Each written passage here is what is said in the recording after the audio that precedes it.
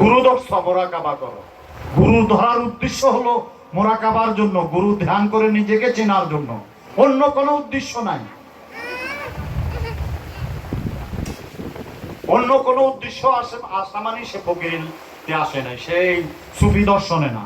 আজকে সুফি দর্শনের নামে মাওলায়াত দর্শন ঢোকা দিচ্ছে, শিয়া দর্শন ঢোকা দিচ্ছে, কাদিয়ানি দর্শন ঢোকা দিচ্ছে। আমি একজনকে বললাম যে কাদিয়ানিদের বই পড়ছো? পড়ছি। বললাম যে ওখানে আত্মদর্শন করবা কিভাবে, সেই ফর্মুলা আছে? নাই।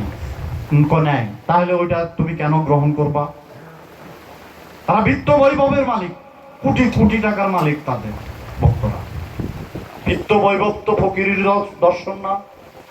আমার বাবার আজকের বিকেলের ইয়েটাতে দেখো, বক্তব্যটা যে তোমরা বাজাইলে সেটাতে কি বলছে? হারাও।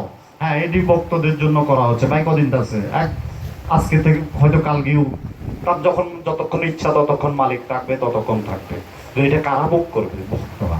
ভক্তদের জন্য বাড়িটাকে দিয়ে গেছে, সবকিছু ঠিক আছে, কিন্তু তোমরা কি করছো?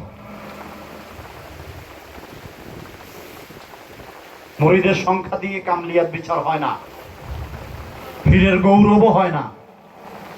আমি আমার মুর্শিদকে দেখেছি, বড় বড় লিডাররা আমার সাথে যোগাযোগ করেছে, আসতে দেয়নি কাউকে বাড়িতে। কেন?